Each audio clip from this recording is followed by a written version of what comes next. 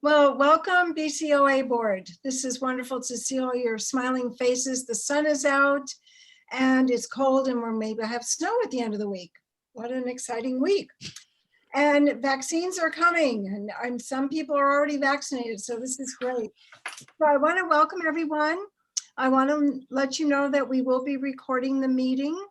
And we do ask that everybody put themselves on mute if you are not sharing, because just a background noise, not interfering. And if you want to share a question or a comment, there is a raising your hand. Are we using the reactions? Tell me about the raising hands, because I don't think I have that on my. You know, if it's easier, Martha, maybe people, I mean, they can still just, you know, do the old fashioned, that old fashioned when you're on Zoom, I don't know, but you could raise a physical hand, or if you're just on the phone, let us know. Just let us know so that we, there's always a lag between speakers so we don't miss something that somebody said or is about to say, okay? So welcome. I'd like to welcome our visitors. So I see Jennifer, and who else do I see here? And Chris or Shonda. Oh, you changed your name. I gotcha. So who would like to introduce themselves first and share while you're here?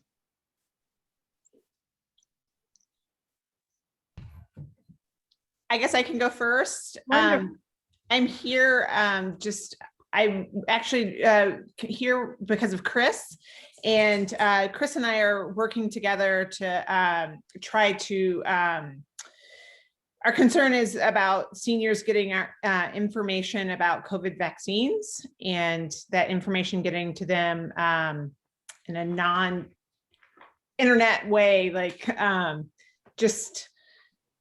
yeah, and Chris could probably better explain it than I can, but we're here just because of our concerns about seniors getting access to the vaccine, and including like transportation to appointments.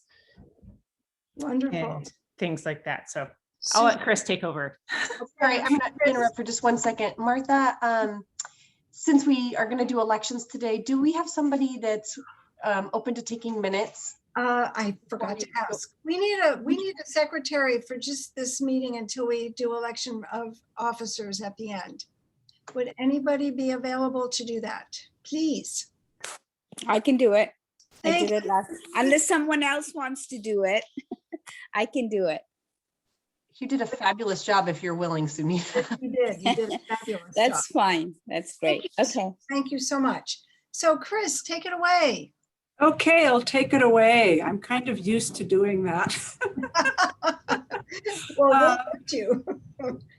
Yeah, so as Shonda said, we've been, really concerned about the vaccine rollout and the way that it has been handled at the state. And I don't mean to be pointing critical fingers. I know that everybody is just overloaded and trying to just do the best they can.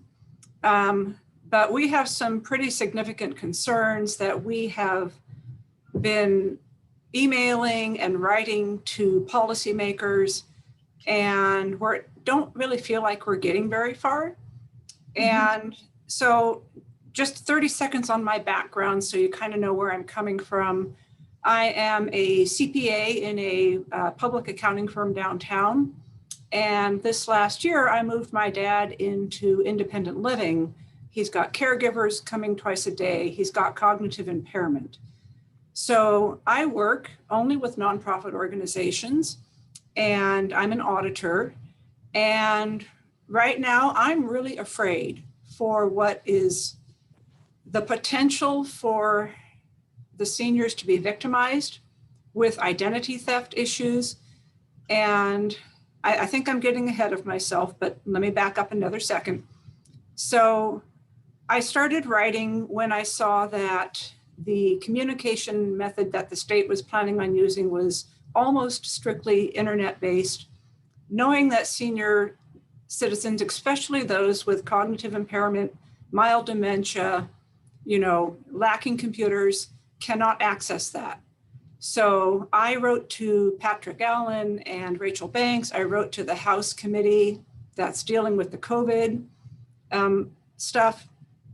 And I also wrote to, I had another silly idea that I'll mention in a minute, but I wrote to the superintendent of the Beaverton School District, pretty much saying we need to get, like a postcard mailer on the way, and there needs to be a centralized phone number that the seniors can call in and get their appointment and not be shunted around, not be called back, but, sort of a streamlined one-stop shopping center.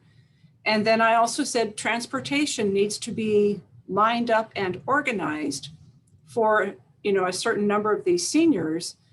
And so that was our first letter that we sent out to everybody. Didn't really get any responses. And then the next letter that I sent was to the superintendent saying, what about these school buses?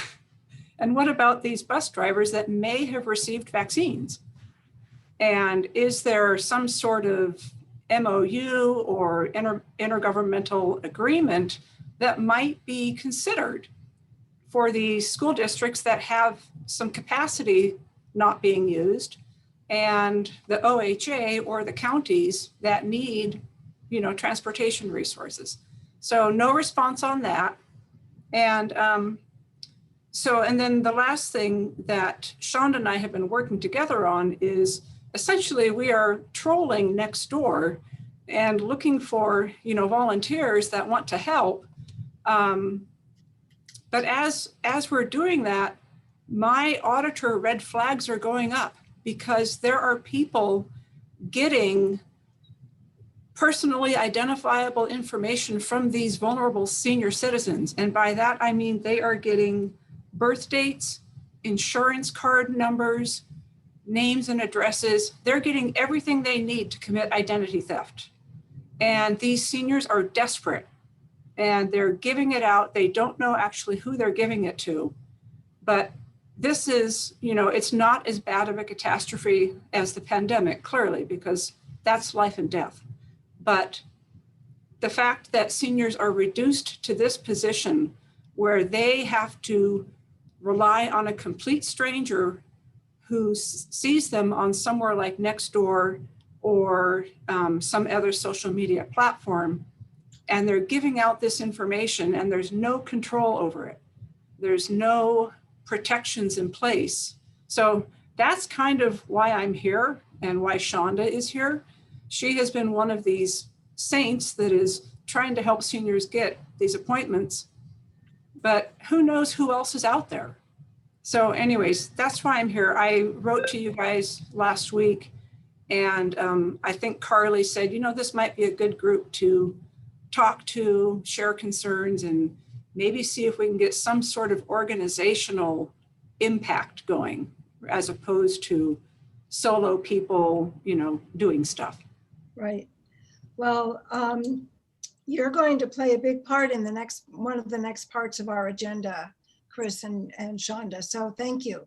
Am I correct, Carley, in terms of the discussion on COVID and our role in COVID? Can I? Yeah. We put this at the exec committee. We talked about, adding this topic into the agenda because it's been coming up, been hearing a lot from the community about this. It's come up at our last meeting. So wanted to give some space to, even heard from a few board members individually about this. So put some time in the agenda to sort of talk about what's the message from the BCOA specifically right now in this moment. And so wanted to give some time to talk about that, about what kind of message the BCOA can put out to the community to help share information and or help people connect the dots. And so there's just some time for us to talk about it. We haven't really had talk about lots of different pieces of information coming in for people. So what do you all think? And yeah, so we'll have a conversation more in depth, but just for Chris and Shonda to know a little bit more about how that landed in the agenda for this meeting. Just trying to pull a few pieces together for folks. So yeah, we'll get to that in a minute, but go ahead, Martha. Okay, great. So we need to now review and approve January's minutes. So any motion to approve or comments first? Any comments on the minutes? Okay, how This about? is John. This Yes, is John, I thought they were excellently done. yes, I Thank agree. you. Kudos, Sunita. Thank you. Can So we, Mar- can we Martha, make a, whatever it is that we make, a motion to accept them? Hold on, Carly. oh yeah, go ahead and do that. Go ahead. Okay, yes, that's what I'm asking for, a motion to accept them. I make it. Thank you. And a second? A second. Okay, meeting minutes from January have been accepted. Perfect. Martha, I was just going to say that Ramona is also here as a guest, and so I just wanted to make sure if she had any, if she right. wanted to say hello real quickly. Right. She's a familiar face, so. Yes. So welcome, Ramona. Anything you'd like to do with us today? You're on mute, hon. We can't hear you. You're on mute.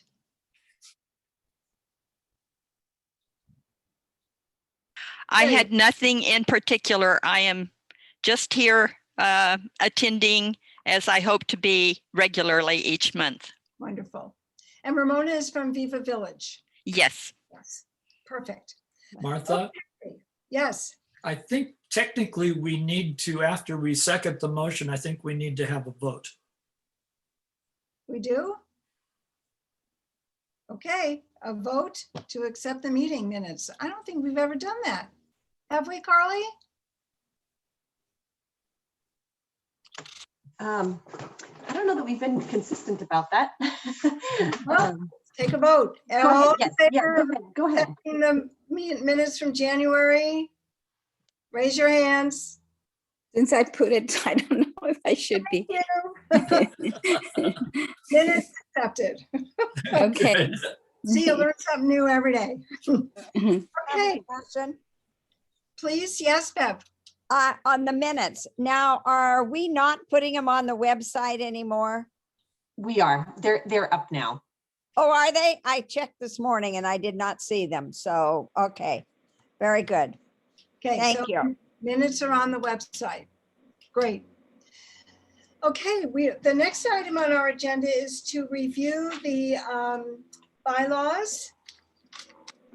And does anybody have any questions about what they are? What they mean? And I think everybody got an attachment from Carly. Yes, it wasn't in this last meet, just in case anybody's wondering. I didn't send them again in this last message to you. It was in the previous message. So would have been when I welcomed the new members, I sent a copy of the bylaws. So Okay, in case anybody was looking for it. okay. So anybody have any questions about them or comments? I do. Okay, Bev. And that's only, are there any city government new regulations that need to be reviewed and included in our bylaws? Because of the new, what we're switching over from. Well, I don't know that that's would be what prompts it. It's just overall, I know we have had changes in the past.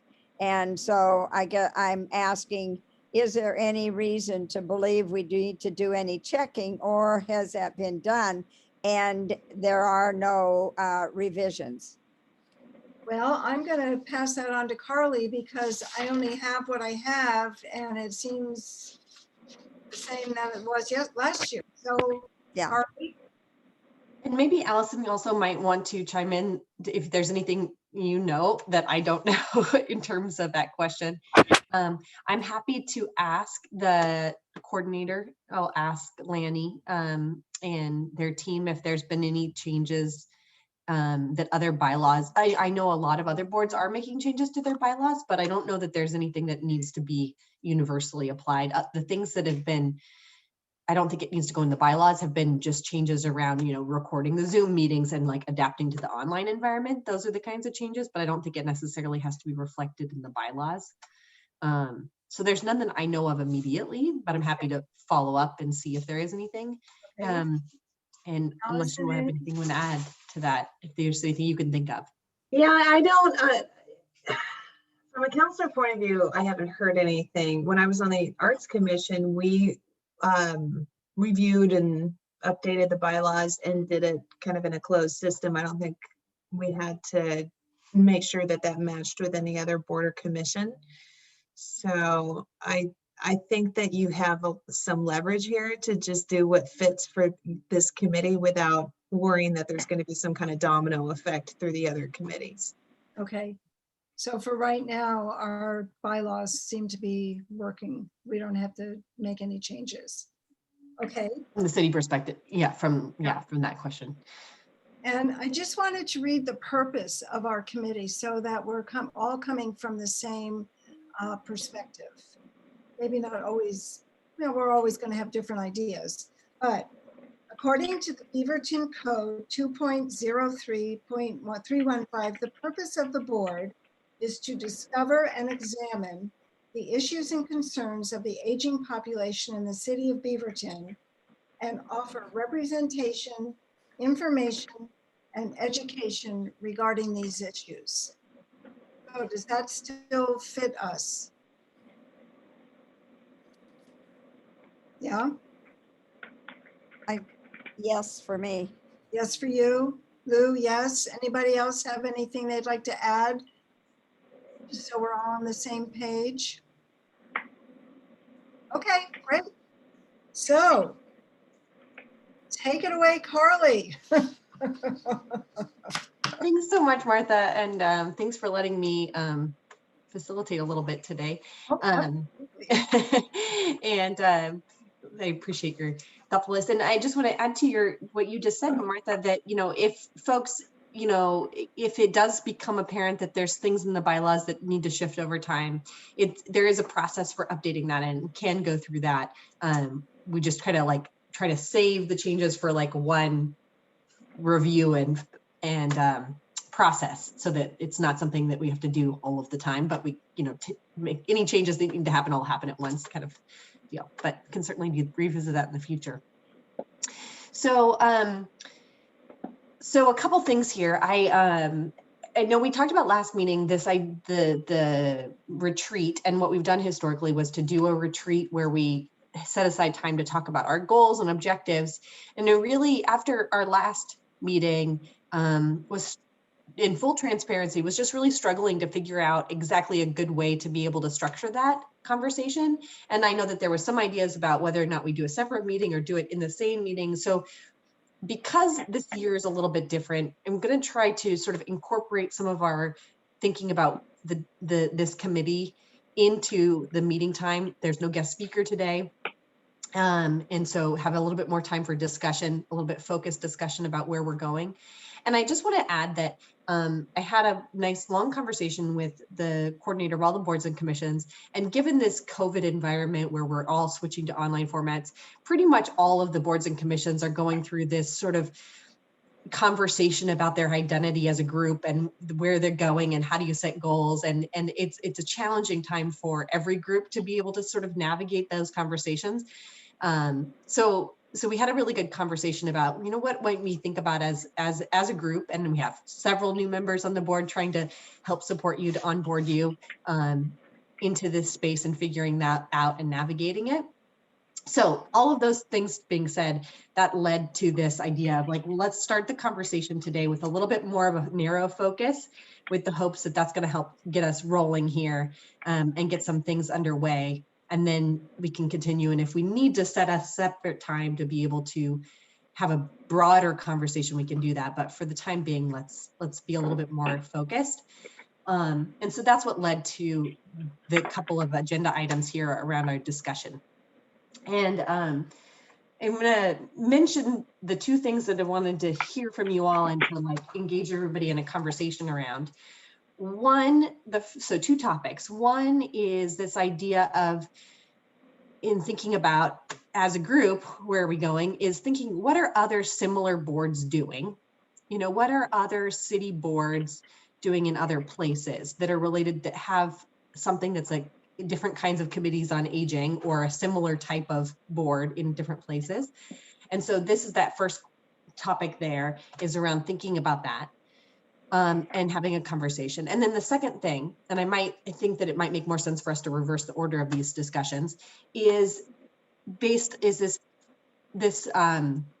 topic around how do you all as a group want to send a message to the community around getting some good information out to folks. There's some opportunities here that I wanted to give you a chance to weigh in on and see what you think and what you want to do related to the vaccine distribution, but then any other kinds of message that you think is really important for the community to share. So it's this information sharing piece, which is in your bylaws, and something I know you all care about is getting good information out to the community. So that's the second. So there's two different related topics to discuss. So with that being said,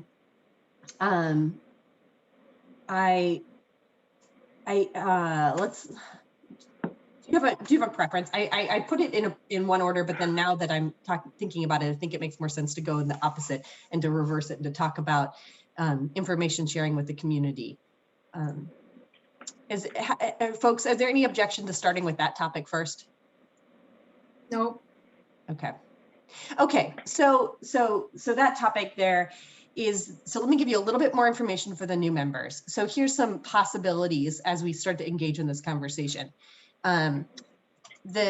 When I say information sharing, there is a possibility to get information out, a message from the BCOA we can include that message to the Neighborhood Association Committee, have a newsletter, the NACs have a newsletter.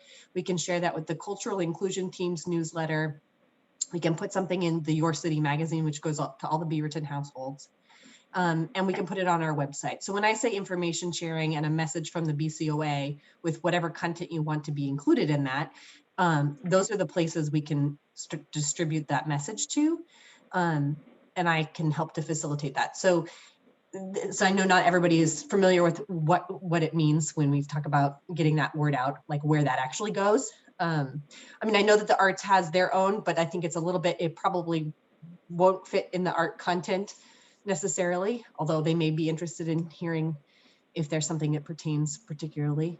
So that's the main points of distribution. The other thing is this possibility that may come up and you may think about is what we've heard from some folks, which is the hosting of some sort of, live webinar or informational type of online event where people can get that information hosted. So this is the range of possibilities that I want to put back on you to be able to start talking about what are some of those things that you think are really important right now? How does this sound to you?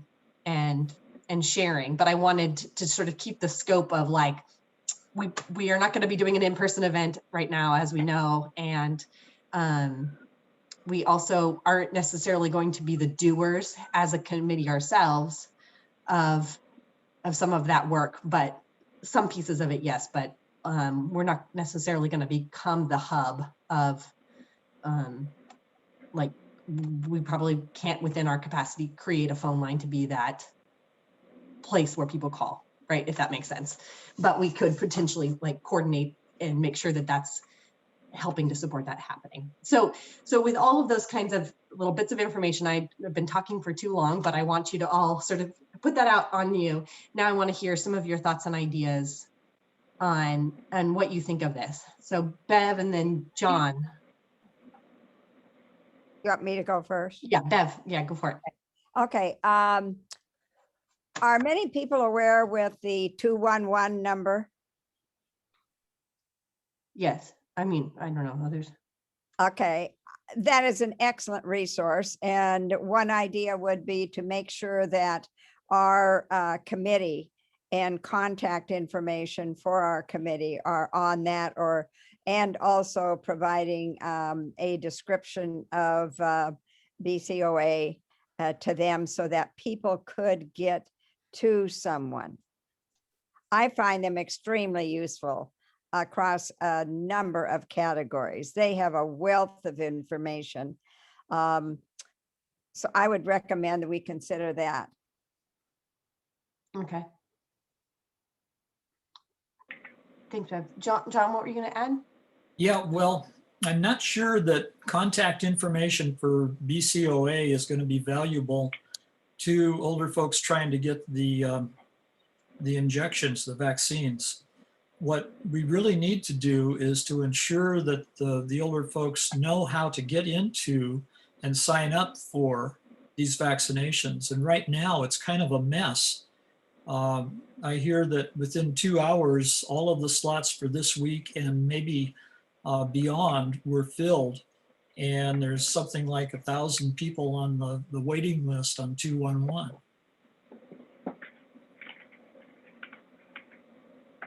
Thanks, John. Yeah. I think that that's similar to what Chris was saying too. And Suzanne. Suzanne, go ahead. And then Sunita. I have experienced all of this stuff exactly the same way myself, and exactly the same way that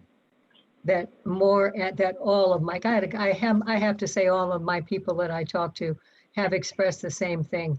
You cannot get complete information. You can find out about websites. If you have a computer, that may be helpful. The thing is, I have a computer and I'm actually fairly good at using it, but when I got on the website for OHA, I screwed it up. I cannot, I think they have made these things perhaps to what they needed, the information that they needed to have or thought they needed to have. And then if you don't get it exactly right, it kicks you out and you have to go back.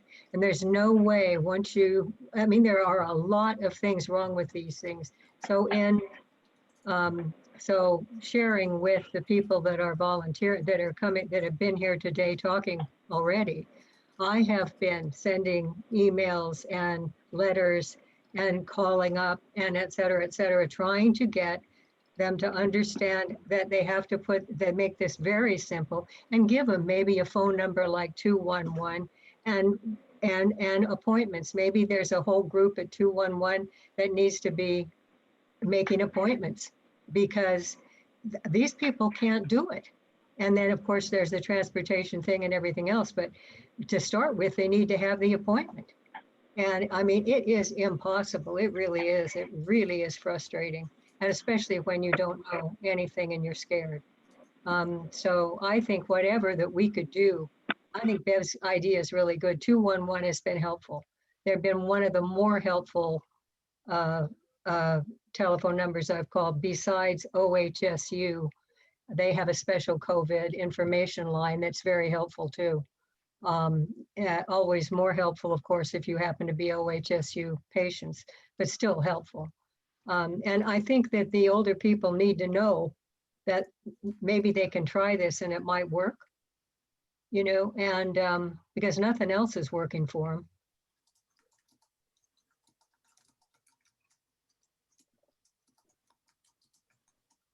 Thanks, Sunita, and then Bev, and then Lou.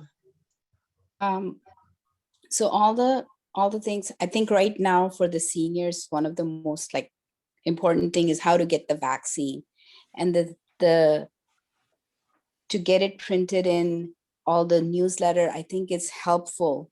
But I had a question. We did a webinar. I know it wasn't very well attended, but when we put the recording in our website, was it watched by other people? Because if that was watched, then maybe we could do a recording and put it up on the website where people would give absolutely, okay, here is how you do it. Here are the things that you should be careful about. And it is a recording, something that they can always go back to, give good contact information in that webinar where, you know, it's always there where people can go in and we update the information as we see fit, because things are changing by week, you know, the information changes.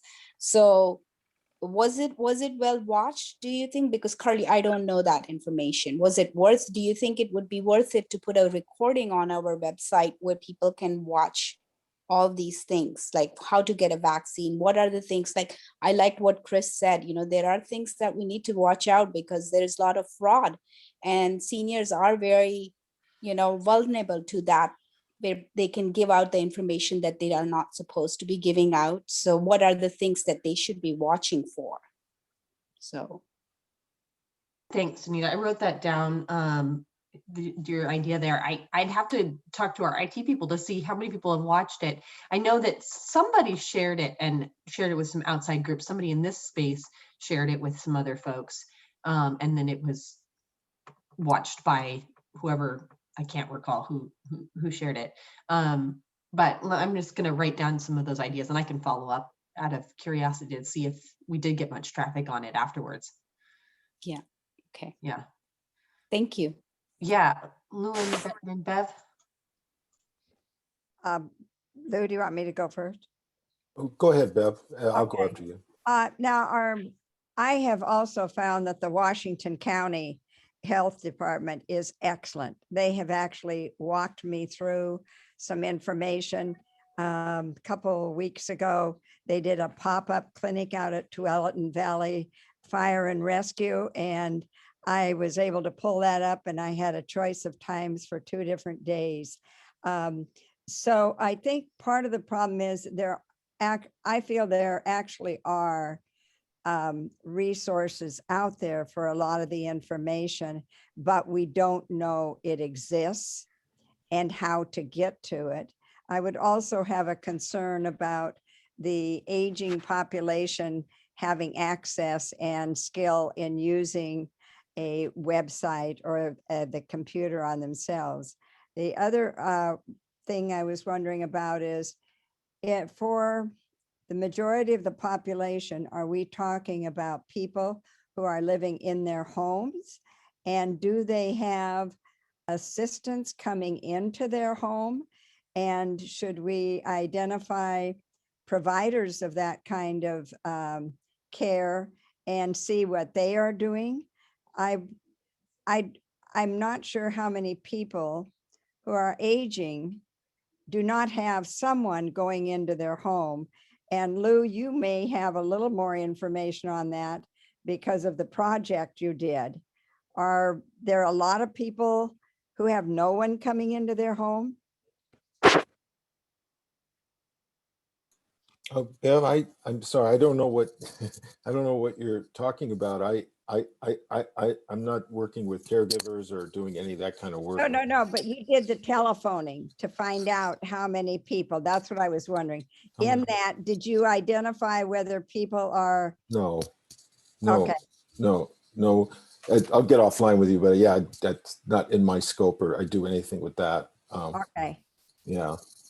So is it my turn? Yeah. Oh, hi, everybody. So I'm going to start with the obvious. So I think the focus of this group is totally correct, that we're talking right now about COVID-19 and vaccines for seniors. I read 2 statistics today or the last couple of days. Did you know that 77% of the people who have died in Oregon of COVID-19 are over 70 and over? 77%. And the other stat I saw was if you were 80 and over, you're 600% more likely to die from COVID than you are the average person. 600%.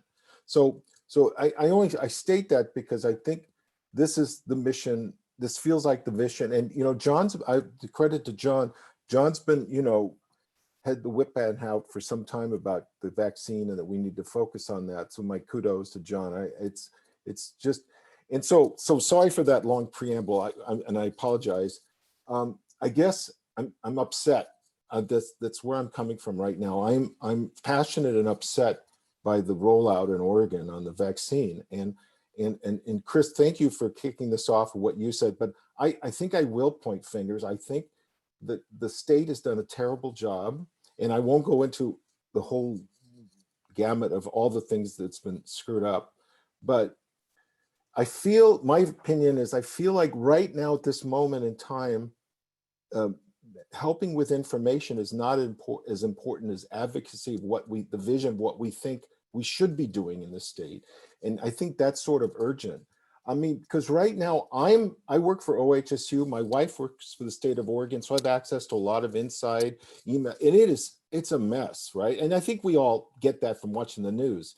It's a mess right now. So I'm not sure that at this moment in time today, we can be that helpful with information, because I'm confused with what the heck is going on.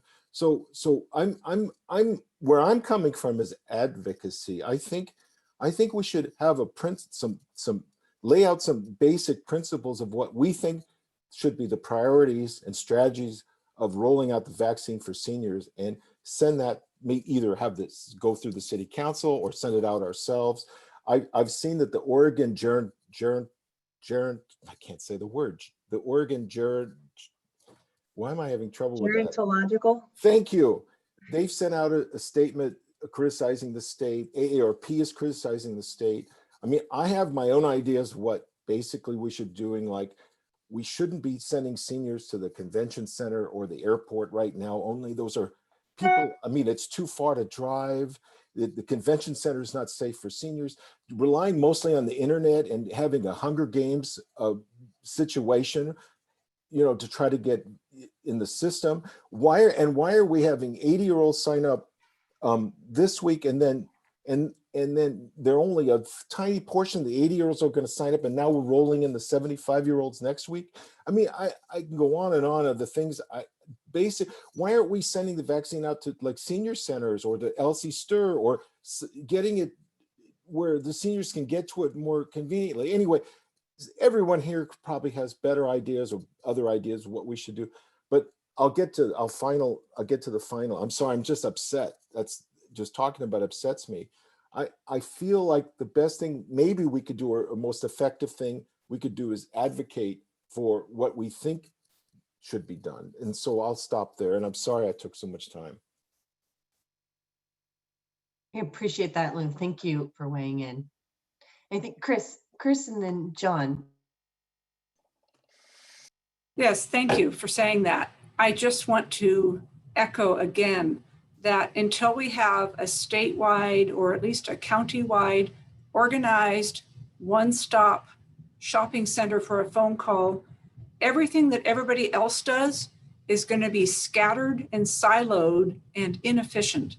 So I think advocacy at the state level to make them, increase their tech contract with the people that set up the call center, bring in the National Guard, not just for 211, but to staff, a one-stop call center that can handle the demands, so that, the seniors don't have to call back. They don't have to get a call back after their caregiver's gone home for the day. So I'm with you. I think it's Lou.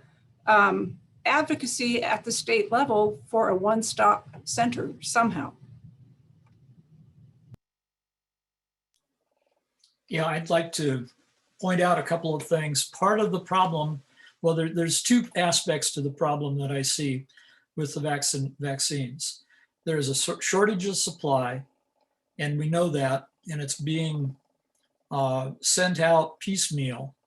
And then the vaccines themselves require special handling. So sending them to Elsie Stewart might actually be a problem, in that they might not be able to handle it, and they might have to throw away some of the vaccine.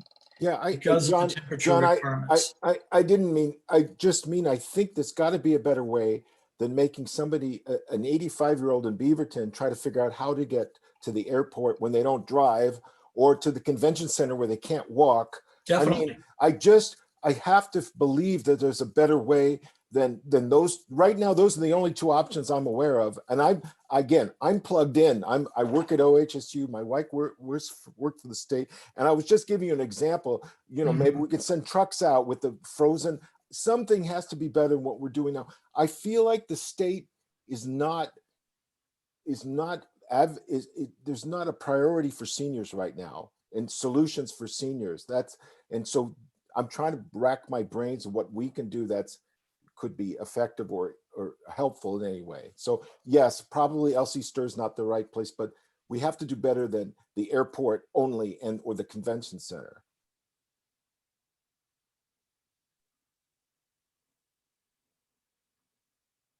Thanks all. Thank you so much for sharing. There's a few I know our new members, I haven't heard from any of the new members, so I want to see if anybody wants to weigh in, or some of actually our returning members as well, Madam Chair, but I think Alexis and then Misty, I want to hear your voices as well. Go ahead, Alexis and Misty.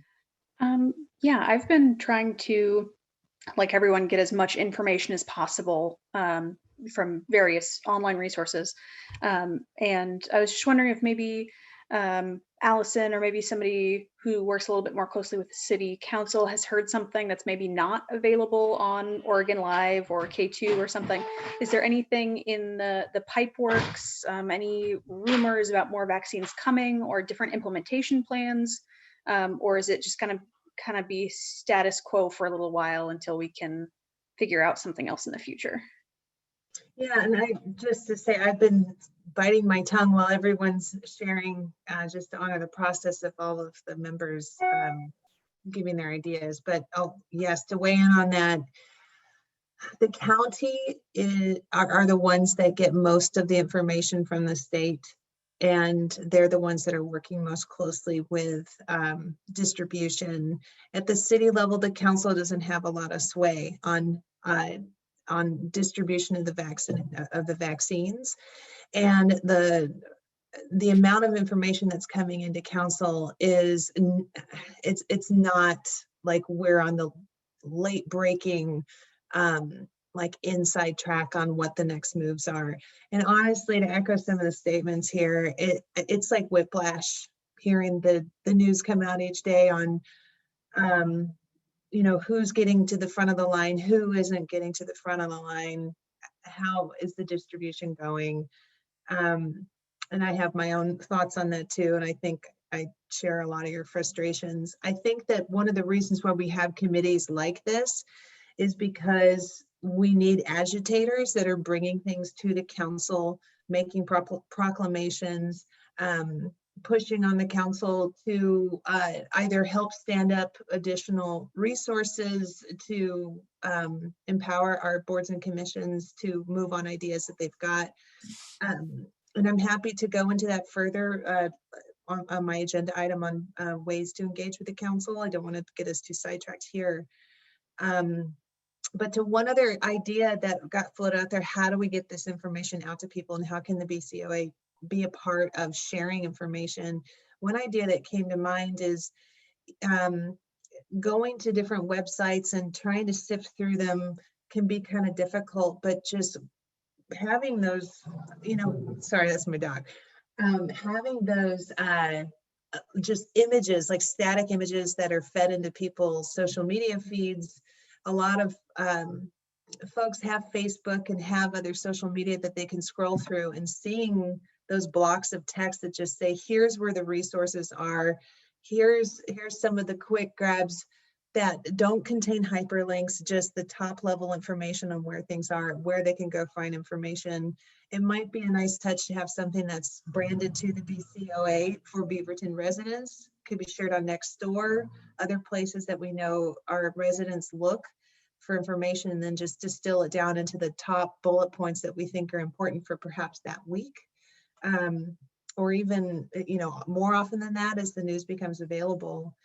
It would just need someone to drive the process, but just from a marketing standpoint, that might be an effective way of getting word out that would be shareable from other people. Thanks so much. Appreciate those thoughts. Misty? I just wanted to touch on first the communication to the different newsletters that go out. I wanted to ask a question about what is the cadence of that? Is it quarterly? Is it monthly? How often do those publications go out to the community? So there's a lot of different ones. So Your City is every 2 months, and that's a physical, like, printed one, and you probably get that one if you're a Beaverton resident.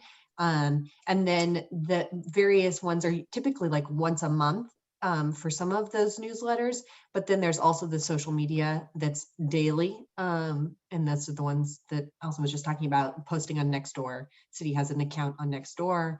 The city has Facebook account. Not everybody follows the city, but sending out things, kinds of important messages.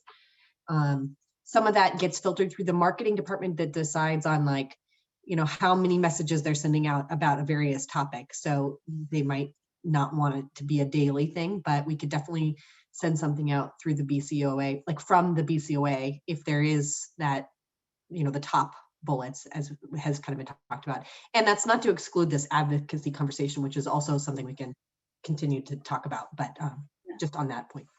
Yeah, thank you for that. And so it leads me to my other thought in that there's not really robust communication coming from this committee or even Beaverton in general to the population at large. And even social media, although it's a wonderful tool to have, the population that we are targeting are not going to receive, Facebook things and Instagram or wherever we would choose to do that. It just doesn't seem like the best, although the younger people in the community could get the information to them. But it seems like in thinking about process that the neighborhood publications are great, but is there something that we can put in place that's more urgent, that comes out when there is like a pandemic that people need information about, where to sign up for COVID, those kinds of things. So, and putting that in place as, we move forward with other emergent situations that come down the pike, and how do we assist with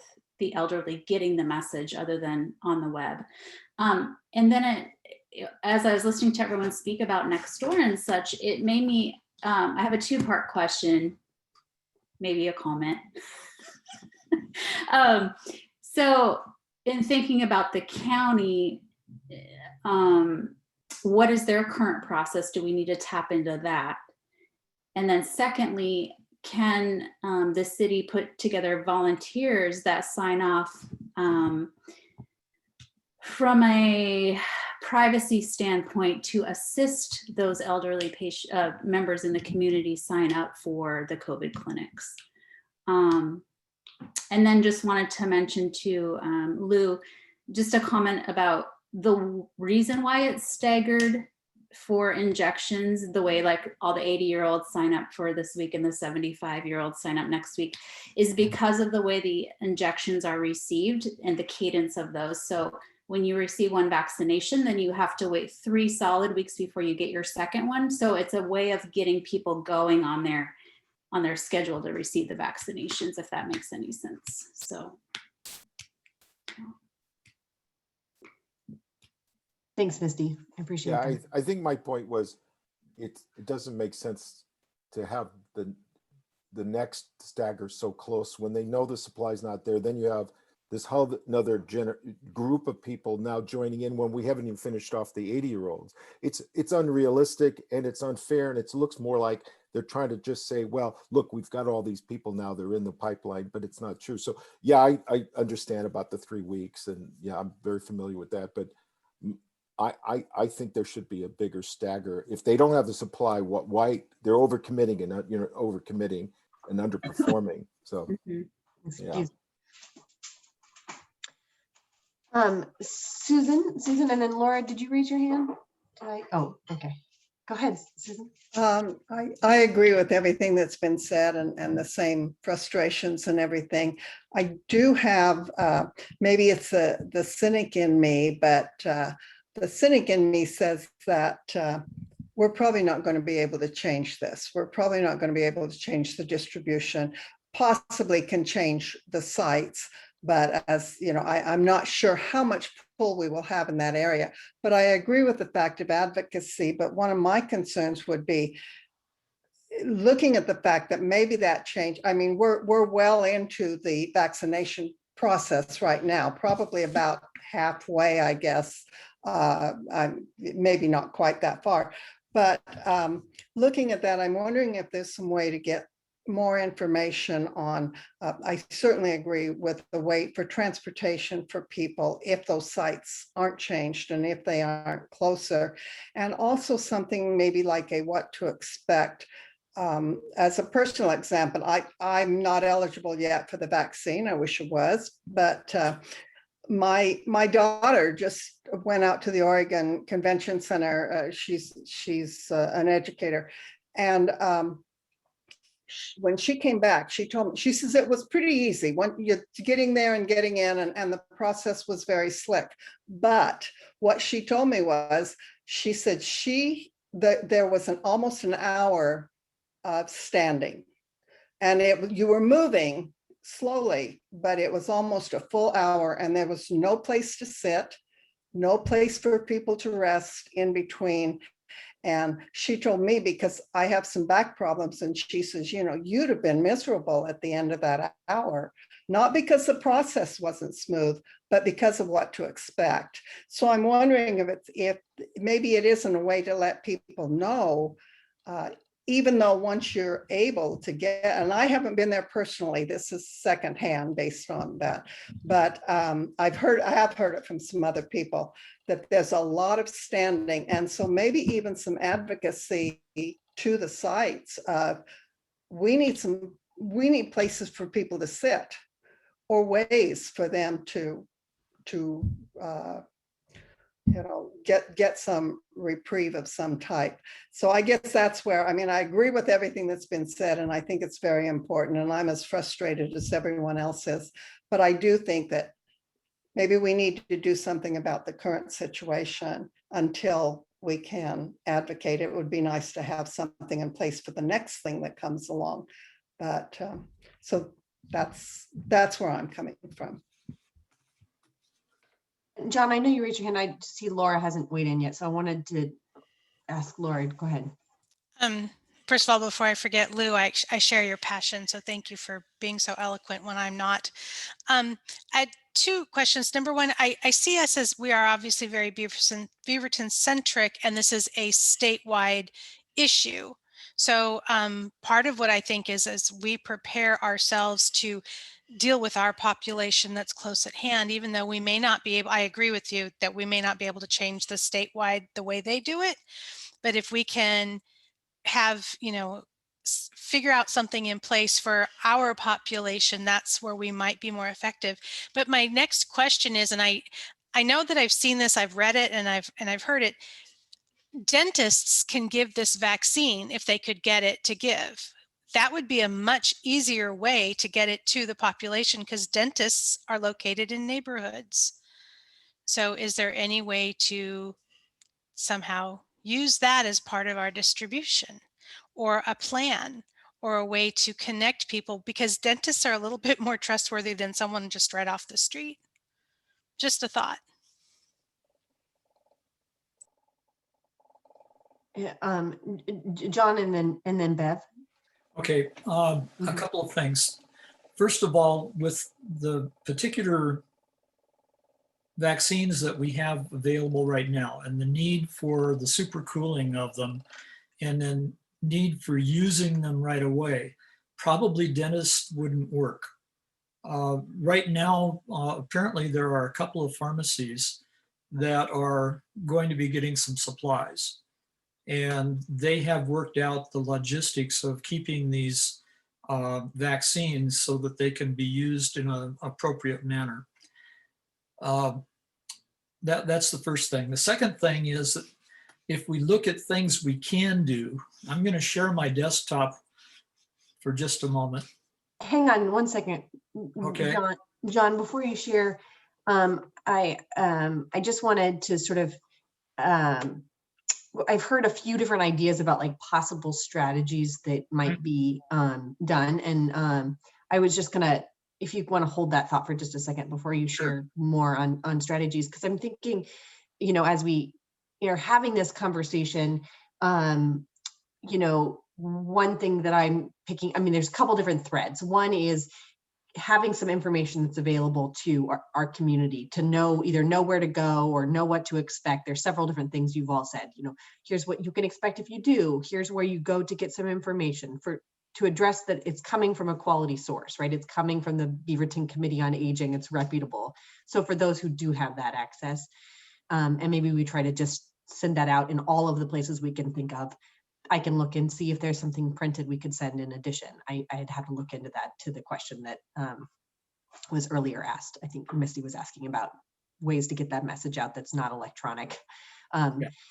so there's that thread, then this advocacy piece. And one thing that I've heard a lot of you talk about are the different concerns that older adults in the community face, the barriers and those concerns. So rather than specific ideas of how they might, where they might go or something like that, perhaps I'm going to suggest that we think about, if you want to do something in that vein, identifying the considerations that need to take place. What are the considerations to address some of those concerns for older adults? Because that's something that a lot of things people have mentioned, it's the getting out to the convention center. So the transportation. So what are maybe I would steer us in the direction of, can we name those things and then not necessarily try to come up with the solution, because that's not something that the committee would be able to do, but could come up with these are the things that we know from our experience in our committee backgrounds and from what we've heard from the community members. So that's what I'm going to put out there, is like shifting that focus. And this other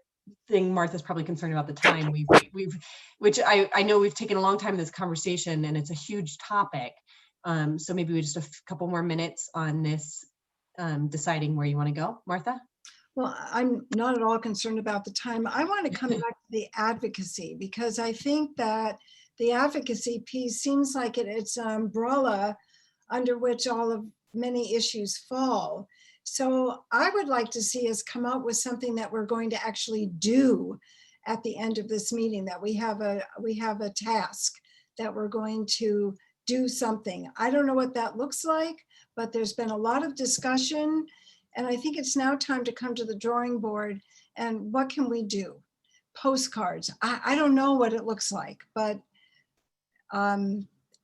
Alexis. So in terms of advocacy, ideally there would be some kind of one-for-one relationship where every elderly or vulnerable person has somebody who's advocating for them. That's the dream. Well, organizing that from our scale would be like nigh impossible. Something that I was thinking of just while we were talking is who can access this information easily, who's familiar with these, computers and the sign-up system, and who has a vested interest in making sure elders get vaccinated. And what I was thinking is that it might be something to push to maybe partner with local high schools to encourage that students in high school who maybe have their driver's license, maybe have elderly loved ones that still need to get vaccinated, basically encouraging high school students to become their grandparents or great-grandparents or anyone in this elder sphere, encouraging them to be their grandparents' advocate. So I don't know exactly what that would look like yet. I wanted to talk to, I think you might have jumped off the call. Basil, I think, from Westview High School. Basil had to run. Oh, okay.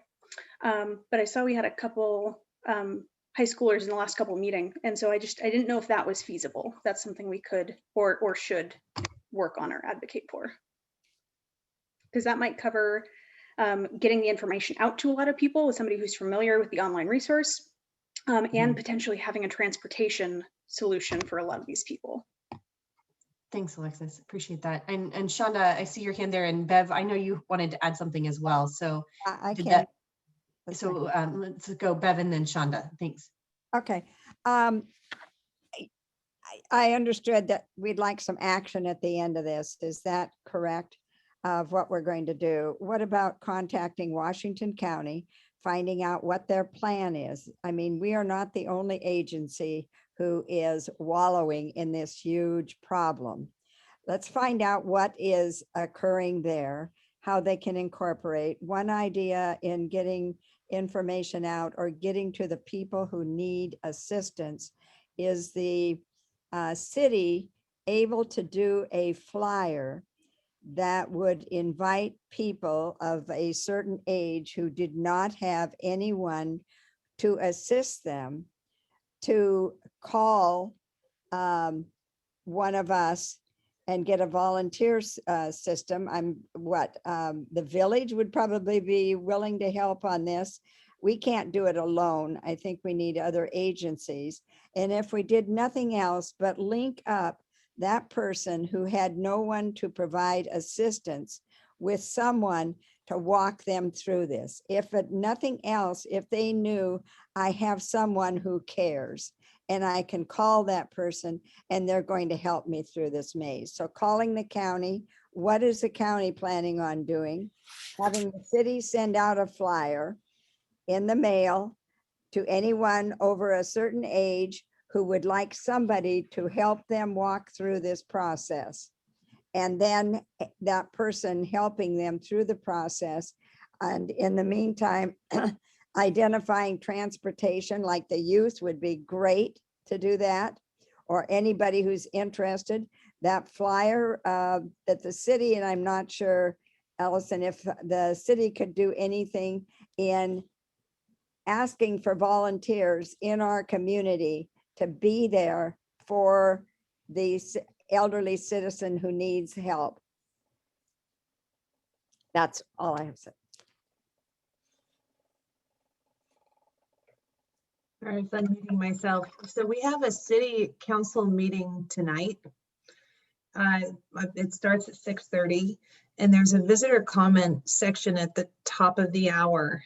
And I think that it would be a good use of that time to have someone or more from here call in to talk about this. And, you know, there's a part on the agenda where I can weigh in, and it's called new council items, where I can throw it out there and say, you know, as liaison to this committee, I'm hearing a very strong sense of urgency around this topic, and here's why.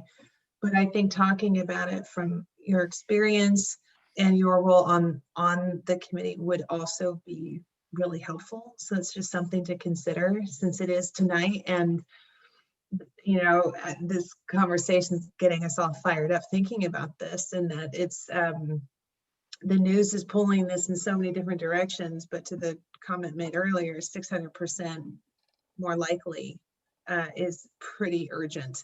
And so I think that would be pretty effective. And there hasn't been a lot of visitor comments lately. So I think you'd probably have a better opportunity to really capture the attention and focus of the council. So just a nudge on that. Thank you so much. And perhaps folks, Shonda's had her hand raised for quite a while, and I think then we do have a couple of things we need to talk about, but I want to hear from Shonda, and hopefully we'll see if people can sit with that idea. Hopefully I'll try to be brief. I'm sorry. I agree with recruiting younger people to, I deemed it yesterday as Adopt a Senior Day to help them get their vaccines. Really quick, I thought maybe the BCOA or BOCA, excuse me, sorry. You guys have a mailing list, correct? Of names. Could you guys put out like a special edition flyer that goes out just like, say, on a weekly basis or every 2 weeks, that has updated information for that mailing list that you guys already reach, with the information that we're trying to get to seniors, with even if it's 211, and then as phone numbers may change, update that mailer with that information, just as an emergency pandemic, let's get everybody vaccinated temporary thing. That was an idea for me, for maybe this committee, this council to be able to do. Thanks, Shonda. Yeah, we do have a listserv. It's not a huge listserv. It's for people who've signed up for to know about this meetings and things like that. So it's not but adding that to the list of the information places is definitely something that can be done. So I know John and Bev wanted to add in, we do need to elect officers today, though. So I just want to see Martha, maybe just a couple quick comments. And Allison needs to depart at 4:30. So she has a spot on the agenda as well. We should perhaps move her up sooner, and then that's fine. Can I be very brief? We got to be very careful about having youth adopt older people because we don't want the older people exposed. Okay, just that caution. The other thing is that the city of Beaverton has a website called Novel Coronavirus COVID-19, and it has nothing about signing up. And I'd like to show you, I think I've got my desktop up there now. If we could put, instead of this right here, if we could put this on as a link on that website, we would have a very quick access to the Oregon COVID-19 Get Vaccinated. Okay, John, I'm happy to, I'll send that. If you just send that to me in an email and I'll send that to the team to add that link. Okay. We can connect offline and can do that. Yep. Okay. And Carley, it's Bev, just a quick statement. I will offer to call the county and find out, do you have any plans? What are you doing about this population? And is there anything new that they're putting together? Great, thanks. We'll mark that down. So Bev's going to call the county. John's going to send me that to the website. I know that it's a lot of, this is a lot of pieces to this conversation, and a lot of different things in motion. Just as a reminder, it's possible to have a meeting in between a meeting. If it's something that we want to schedule an additional session, we can do that given the urgency of the time of this. If we want it, this is not something you're required to do, but given that there's a month between meetings, if there's something to look at in a subcommittee. So just putting that out there as thoughts, or if it's just something that you feel like there's some good information, then we can, hold a public meeting subcommittee to talk about, information to go out to the public if folks want to go that direction, and or a message for advocacy. Thinking about ways to do that could be a couple subcommittee meetings. Those are all public meetings that we would just post and could do, but we can do that given the time sensitivity. Or if you want to go to council tonight, if somebody's up for going to council and sharing this, that thought there as well. Those are some options to be able to, spaces to continue the conversation. I would like to say who will go. Who would volunteer to go to council tonight? If you all feel this strongly about it, I think it's time to step up and do something. So I know Bev is going to write, call the county. John's going to submit something to Carley. Who will go to council tonight? It's the first thing on the agenda, right, Allison? You're muted, hon. Sorry about that. There's typically presentations can sometimes fall before visitor comment, but it's very early in, and keep talking about this, and I'll double check what the agenda is for tonight to confirm.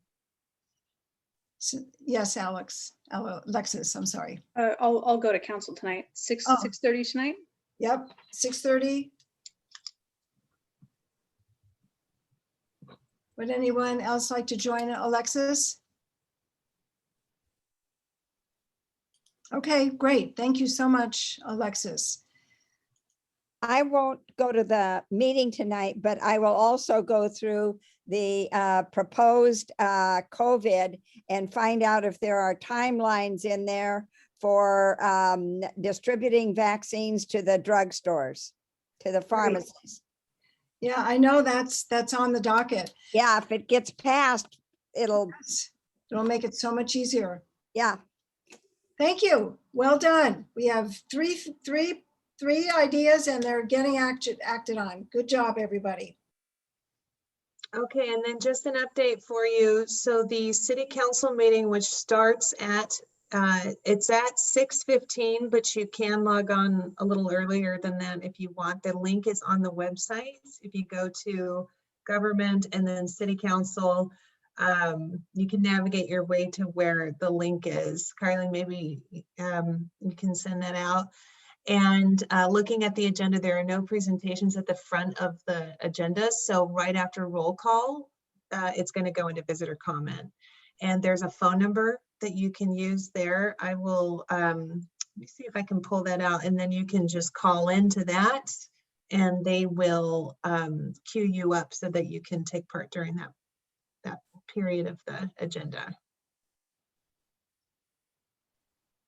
Thank you. Perfect. So, Allison, why don't you just share, give us a short up, is that a good time, Carly, to mix things up here? So Sure. Yeah, go for it. If you're ready, or if you're looking something up, that's also fine.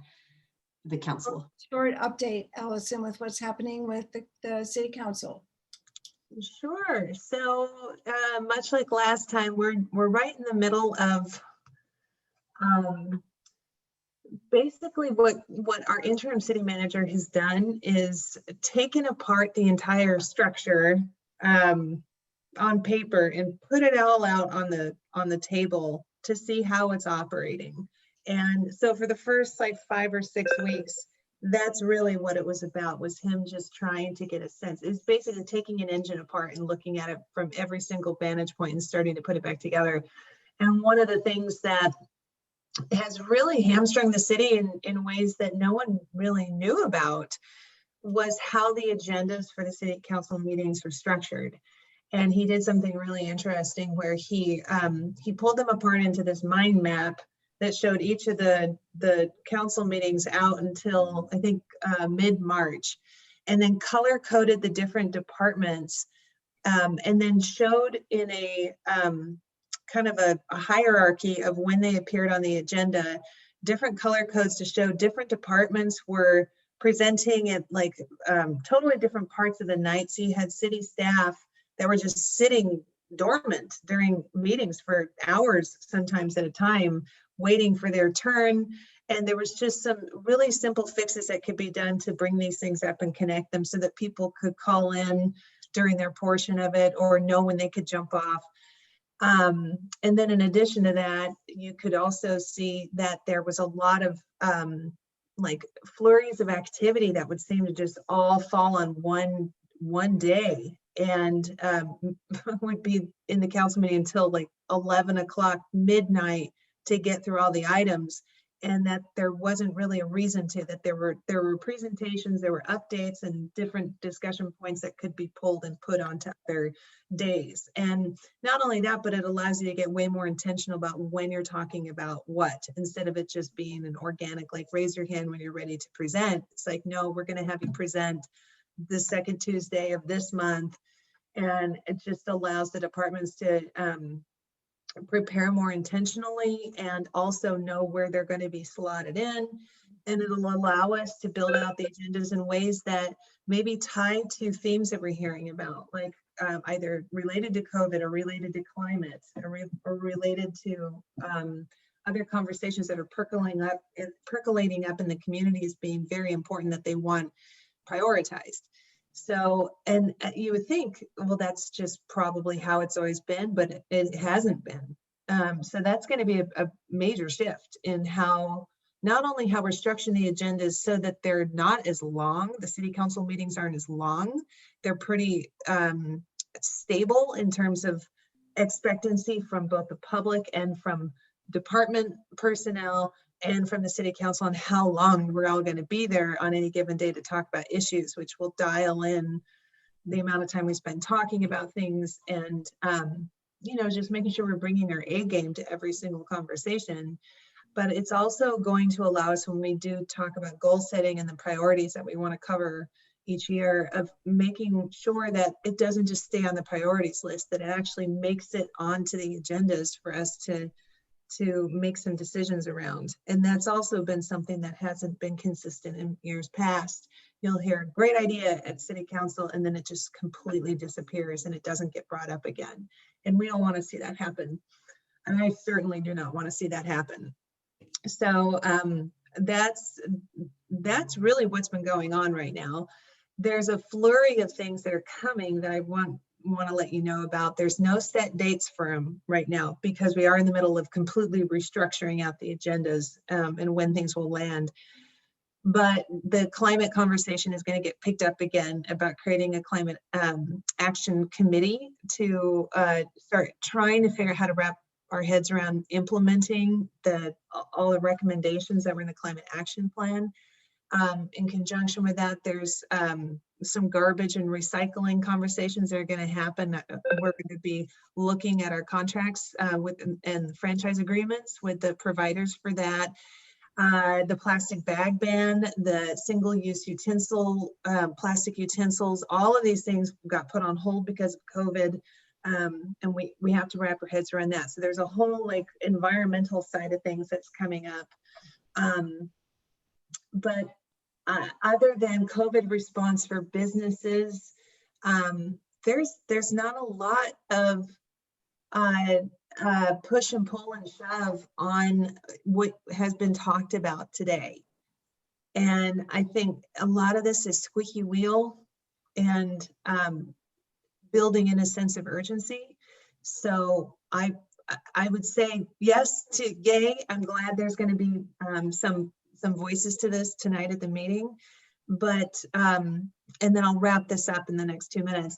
I had spoken with Martha in a call just to touch base, and the question came up: how can this committee best engage with the council?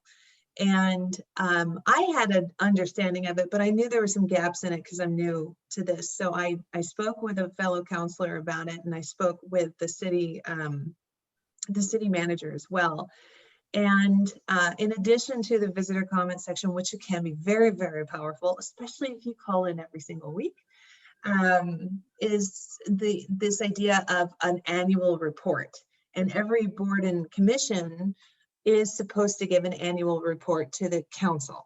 How those get on the agenda, like the timing of that, I think Carley is, there's the role that you play in that of trying to figure out when it is, but I think there's also some room for rethinking how that all works now that we have a city manager instead of the mayor's office in charge of these things. But then there's also the mayor, and getting this onto the mayor's radar. The mayor has a heavy hand in helping to form the agenda. So it's direct outreach to the mayor. It's me reaching out to the mayor and giving her my takeaways from these meetings.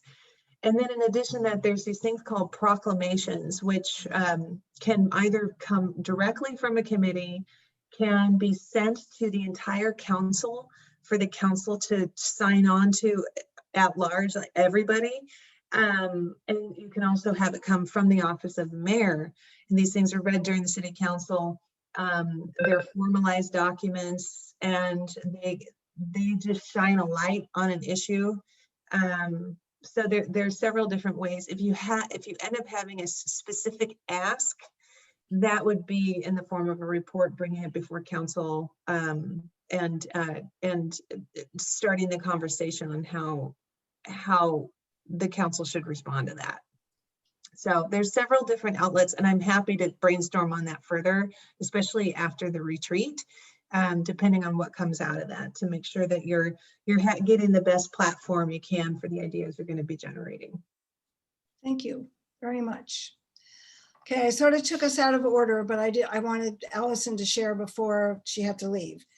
So we need to have election of officers. So Carley, so how do we do this? So we just want to see, we mentioned this the last time, but we'll just do what we do is just find out who's willing to step up to put their name in the hats for the 3 positions. We have although we need to, our vice chair is not here. No. And I'm not sure where she stands right at the moment. Ooh, I wonder if, okay. Can we, let's see, do we have anything else on the agenda? Martha, would it be all right if we give folks a moment to just check to share their new business while I touch base with Sophie really fast? Absolutely. Would that be okay if we do that, and then I'll come right back to this? Your flexibility. Okay, Let's give me share just a minute. Okay, let's share new business or any announcements that people have in the area.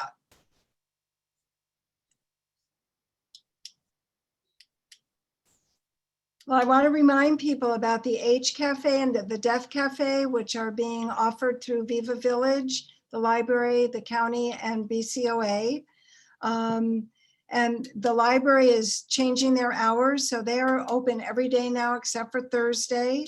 And you can call in to drive by to pick up, or you can walk outside and get your books.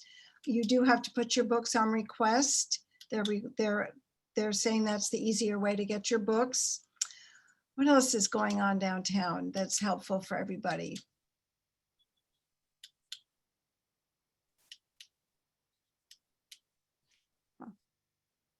Are the food carts open? Oh, yeah. They've Oh, been open the whole good. time. Yeah. Some food carts are closed like Sunday, Monday. Some food carts are closed Monday, Tuesday. So when you go, it's always a surprise. Ah, I don't keep track. Yeah. Yeah. A lot of sidewalk work downtown, so know that they're going to be easier for walking and crossing streets at the corner of Watson and Farmington. So just be mindful if you're going down there that those sidewalks are really pretty on the corners, or you don't want to cross there. okay. Not safe. Thank you. Okay, so let's go on to the next. Allison gave hers. Any other or issues for the order? We're waiting to hear from Sophie to see if she's. I was just actually checking to see, I'm just not 100% sure. I was just checking to see if we could postpone the election to our next meeting if possible. So our vice chair, who I'm not sure is going to put her name in the hat again. Okay. And I don't know, Allison, if you happen to know that, I've messaged our staff. Do you happen to know if that's something that can be pushed a meeting, or if it's just a bylaws for individual boards? Oh, wait. Okay, they're saying maybe. Do you know? Okay, all right. It was just a technical question that I was like, I'm just gotta have to check real fast. Well, it says it's supposed to be on the second meeting of the year. Okay. But if we don't have Sophie here. We don't have our vice chair here, and I'm not sure. So I'm hesitant to hold an election without giving her a chance to be in person to weigh in. The boards and commissions coordinate going to respond to me. So I'm waiting for that response. I'll just give you my update right now. And then, so I'll go through that quickly. So buy me a couple more minutes. Can I go first? Flexible. Real quick. John, we just have 5 minutes left to do a couple other things real fast. I've got to go through a couple things. So okay. Sorry, John, I just have a few too many things today. I was gonna make it legal. The updates from the staff liaison updates, we have the city manager recruitment. So the current city manager is an interim position, so that's underway. There's an update around the let's see here. The Human Rights Advisory Commission has done a series of sessions where they've made some recommendations related to, let's see here, addressing systemic racism, and they've made some recommendations to share with City Council. And so there's a link. I'm going to share this all in writing with you. You can watch a link to some of those sessions. There has been, the city has received a WIFIA loan. And this is a loan that's going to be an $81 million Water Infrastructure Finance and Innovation Act loan. So it's related to the city water systems projects. So that loan will save the city $31.3 million. And so then there's some different kinds of projects that this mentions that I'll share. Like, again, I'll share this all in writing with you, and it'll go into the minutes so everybody can see the details of this. And the Washington County Cooperative Library Services has eliminated overdue fines. So that's another note. This has been in relation to making the library more accessible for everyone. And that the studies have shown that the overdue fines mostly impact communities of color and those with lower incomes, and they don't significantly promote timely return of library materials. So I will share all of the details of those little updates on some of the things going on in the city with you for you to read and have a little bit more information there. So as to the question of the elections, I'm looking at the time here. And the message is if we do a quick vote to push the elections till March, then it's okay to make that change. So with a I vote, move that we push the elections to March. I second. all in All favor? in favor? Aye. Aye. Okay, great, thanks. That's Jean, I just wanted to make it fine with legal. her? Yes, that's, so with the vote, we're okay to push it for a month. Thanks, everybody, for the patience on that. Not remembering that Sophie was not here and not sure where she stands. So I appreciate that. And then we'll revisit that next month. So I want to thank Alexis and Bev and John for all the work you're going to do in this next coming up week to help advocate for some kind of sane way that we can deal with COVID vaccinations. I also want to add a perspective here. I think it's really important for us to realize what we can be in control of and the things we have absolutely no control over. And I think the dissemination of the vaccine is a mess. I think it's just been a mess. It's been worse than they thought it was going to be. So we're playing a lot of catch up. So not to be mixed with mustard, but you know, we're going to make it. It's just not going to happen as fast as we would like it to. So yes, Bev. Should we have another meeting prior to our March meeting to deal with some of this update that we're going to be checking on? I'm happy to host a meeting for whoever's interested in having a second special meeting. So I'm happy to host that. So not everybody will be able to make it, so that would be fine. But whoever's interested in doing that, happy to host it. Do we want to set a time? Date? 2 weeks. Do 2 weeks from today. So that, is that what you're saying, Bev? That's what I'm suggesting, yes. Go girl. So that would be the 23rd of February.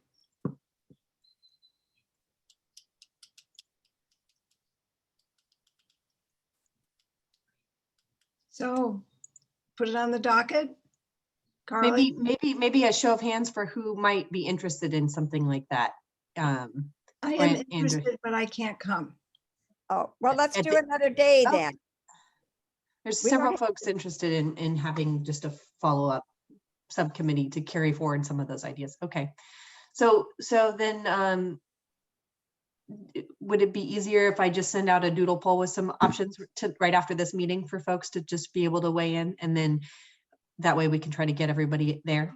Yes. I like around 2 weeks, then you can think about some ideas to come to that. Okay, I'm seeing a lot of nods for yes. Okay, I'll send out a message and then we'll hold a special session to continue the conversation.